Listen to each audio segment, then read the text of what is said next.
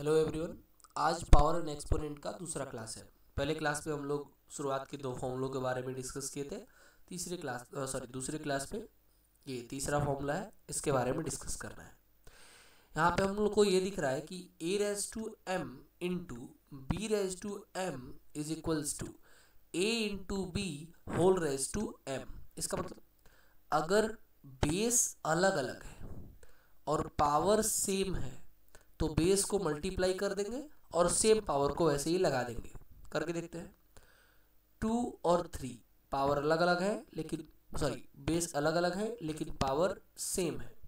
Base क्या है, यहाँ पे 2 है और यहाँ पे क्या है 3 है, तो 2 3 जा 6 और पावर दोनों पे 3 है तो यहाँ भी क्या लगा देंगे 3। एकदम ईजी है, आसानी से हम लोग कर सकते हैं। इसको करके देखते हैं। यहाँ पर भी बेस अलग अलग है, पावर सेम है, तो जब बेस अलग अलग होगा तो क्या करेंगे, जब भी बेस अलग अलग होगा तो बेस को मल्टीप्लाई कर देंगे। मल्टीप्लाई कर देते हैं। 6 7 जा 42, 6 7 जा 42 और कैरी वही हो जाएगा 5 कैरी हो गया। इसमें देखते हैं a इंटू बी और दोनों का पावर सेम है x, तो यहाँ पर भी क्या होगा, ये और ये दोनों बेस का मल्टीप्लाई होगा। a इंटू बी का आंसर क्या आएगा, a इंटू बी का आंसर आएगा ए बी। जब भी दो वेरिएबल का मल्टीप्लाई किया जाता है, दो वेरिएबल का जब मल्टीप्लाई करेंगे, फॉर एग्जांपल ये x है इंटू वाई, तो इसका आंसर हो जाएगा एक्स वाई। अगर b इंटू सी, अगर दो वेरिएबल का मल्टीप्लाई करें तो आंसर हो जाएगा बी सी। एकदम आसान है। अच्छा, यहाँ पर भी पावर x का है, यहाँ पर भी पावर x का है, तो यहाँ पर भी पावर किसका हो जाएगा, x का। पावर अगर सेम है तो सेम को ही नोट कर देंगे। यहाँ देखते हैं 8 7 जा 56 और पावर दोनों पर -3 का है, तो इधर भी पावर -3 का लग जाएगा। एकदम ईजी है, आसानी से किया जा सकता है। नीचे आते हैं अगले फॉर्मूले पे। इससे पहले सबसे पहले हम लोगों ने कौन सा फॉर्मूला याद किया था, सबसे पहले हम लोगों ने सीखा था a raise to m into a raise to n is equal to a raise to m plus n। अगला फॉर्मूला था a raise to m divided by a raise to n is equal to a raise to m minus n। इसको बार बार लिख लिख के याद कर लेंगे। I think 2 से 3 बार में पूरी तरह याद हो जाएगा और इसका बहुत ज़्यादा यूज है, तो आप लोगों को ये तैयार भी हो जाएगा। ये क्लास 7th में दिया हुआ है। क्लास 7th के आप लोग आप लोगों में से कोई अगर 7th का स्टूडेंट होगा तो वो पढ़ेगा। इसके अलावा कोई भी अगर किसी स्कूल के जैसे केंद्रीय विद्यालय या फिर CHS नवोदय के लिए अगर एग्जाम्स देना चाहता है तो उसके लिए बहुत ही ज़रूरी है, आगे भी यूज में आएगा। और कोई क्लास 9th में जाने वाला है और उसको अपना मैथ्स वापस से ठीक करना है तो ये चैप्टर्स बहुत ही इंपॉर्टेंट है। बात है नीचे की तरफ। यहाँ पे है a raise to m whole raise to n। Power के ऊपर जब पावर रहेगा तब क्या करेंगे, तब ये करेंगे कि बेस को वैसे ही लिख देंगे और पावर्स को मल्टीप्लाई कर देंगे। कैसे देखते हैं। यहाँ पे 2 का पावर है 3 और इसका पावर है 4, तो चुपचाप लिख देंगे 2 और इन दोनों पावर्स का मल्टीप्लाई कर देंगे। 3 4 जा 12। एकदम आसान है, एक बार और ट्राई इसको भी देख लेते हैं ये आ रहा है कि नहीं आ रहा है।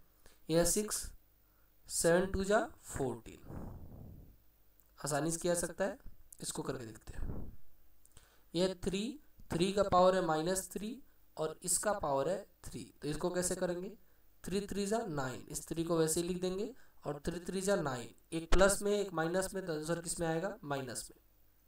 3 का पावर -3 का पावर -9। इसको कैसे करेंगे, इसमें y और y का मल्टीप्लाई y स्क्वायर हो जाएगा। a का पावर x में y का तो मल्टीप्लाई होगा नहीं क्योंकि ये दोनों आपस में हुए। ऐसा हो गया है कि x into Y into Y, एक y और एक y, कितने y हो जाएंगे, 2, तो इधर लिख देंगे x और y हो गए 2, तो y का स्क्वायर। ये बहुत ही इंपॉर्टेंट है, हमको सभी फॉर्मूले याद करते हुए जाने हैं। जैसे ये वाला फॉर्मूला क्या था, a raise to m whole raise to n is equal to a raise to m into n। इस फॉर्मूले को याद कर लेना है। अब चलते हैं नीचे अगले फॉर्मूले पे। यहाँ पे देखेंगे a raise to -1 is equal to 1 by a। इसका मतलब जब भी पावर निगेटिव में आएगा, जब भी पावर निगेटिव में आएगा हम लोग इसको कन्वर्ट कर देंगे फ्रैक्शन में और जो बेस होगा वो डिनोमिनेटर बन जाएगा। जो बेस होगा वो डिनोमिनेटर बन जाएगा। कैसे करके देख लेते हैं, एक एग्जांपल समझते हैं। एग्जांपल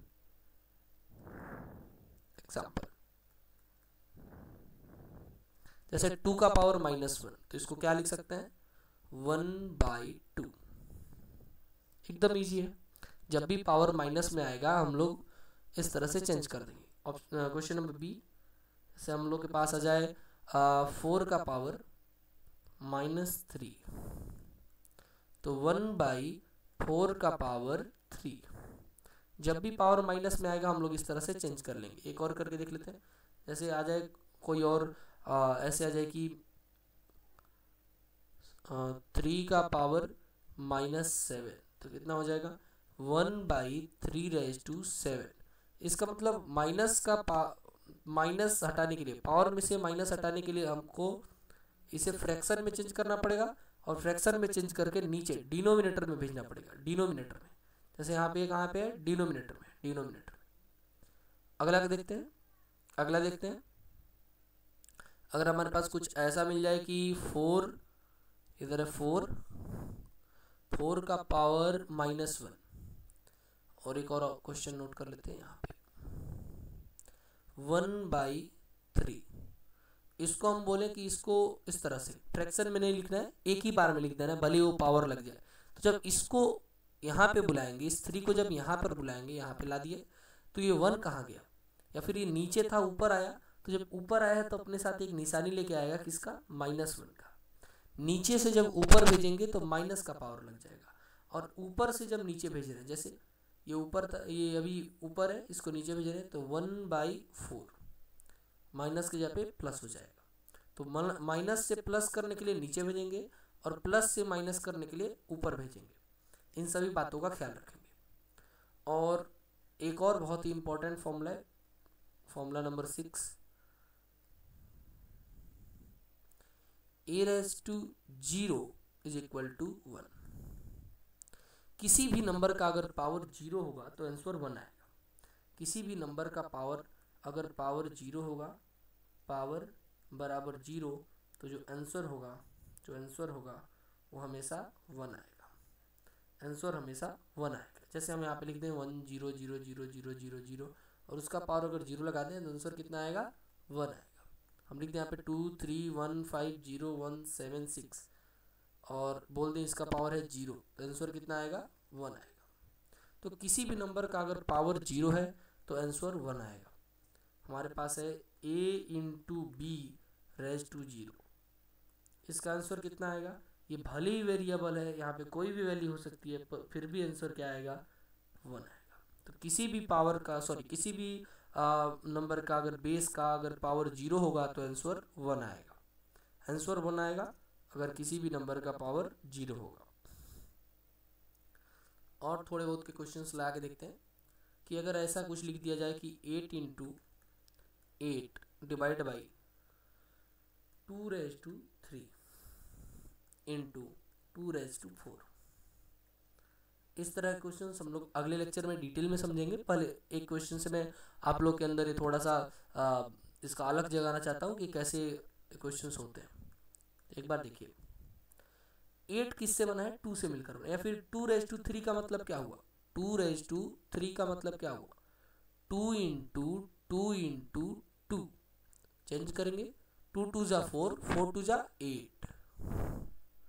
2⁻4 का मतलब क्या हुआ, 2 इंटू कितने बार 4, कितने बार 2, 4 बार, जितना पावर है उतने बार, कितना पावर है 4, तो 2 लिखेंगे 4 बार। 2 2 जा 4, 4 2 जा 8, 8 2 जा 16। मतलब हमारे पास आ गया 8 इंटू 8 डिवाइडेड बाई 8 इंटू 16, और इससे ये कट जाएगा 2 बार में, और इससे ये कट जाएगा, ऊपर कुछ नहीं है तो अपने पास से 1 मान लेंगे, और नीचे क्या है 2, आंसर आ गया। इसका मतलब कोई भी नंबर हम यहाँ पे लिख दें 4 का पावर 5, इसका मतलब क्या हुआ, 4 इंटू 4 इंटू 4 इंटू 4 इंटू 4, 5 बार 4। तो अगले लेक्चर में हम लोग समझा जाएगा सिंप्लीफिकेशन, इससे रिलेटेड, मतलब पावर एंड एक्सपोनेंट से रिलेटेड सिंप्लीफिकेशन को समझना है। और एक बहुत ही इंपॉर्टेंट चीज़ है scientific notation. Scientific notation, scientific notation, ये दोनों चीज़ें अगले लेक्चर में समझा जाएगा। तब तक के लिए धन्यवाद।